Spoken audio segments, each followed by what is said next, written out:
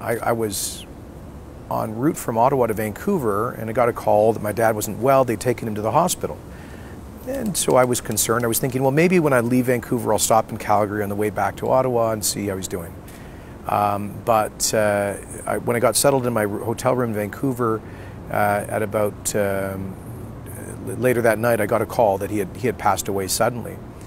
And the circumstances were really, well, unacceptable. He had some kind of an infection, probably a viral infection, was getting a bit disoriented. My mom took him to the emergency ward at the Rocky View in Calgary, and they checked him into emergency.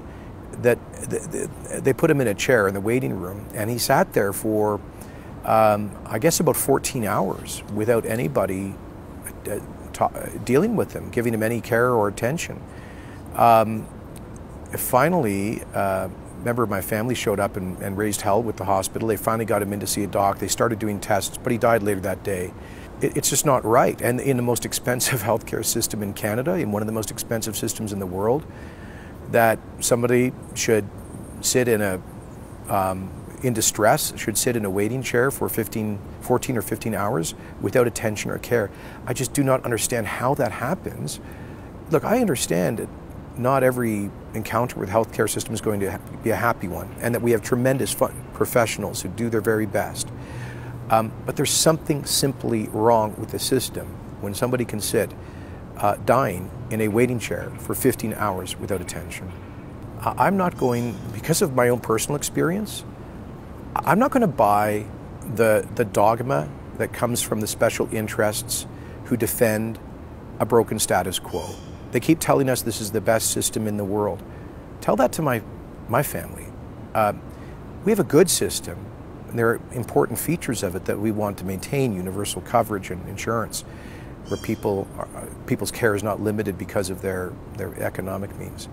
But it is by no means a perfect system, and I get frustrated with those interest groups who say we can't even have a discussion about healthcare reform in this country. I'm sorry, I have the sense that enough Albertans have had experiences similar to mine in the system, that they know something's wrong, that there needs to be an open mind about how we ensure access to timely and quality healthcare, because access to a waiting list and access to a waiting room is not access to healthcare.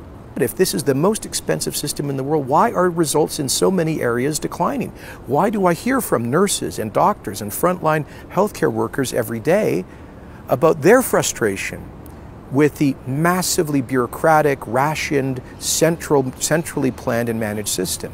Too many people are waiting in pain for too long, to the point where the wealthy and the desperate end up going outside of this country.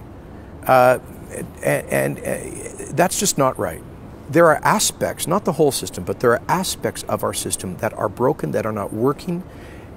I know that personally in a very visceral and emotional way, and I simply will not tolerate being shouted down by the NDP or its allied interest groups who are attempting in a closed-minded way to defend a broken status quo. All I can say is I hope to bring together the best minds possible to think through how we can fix the broken aspects of the system so that families like theirs don't need to go through this in the future.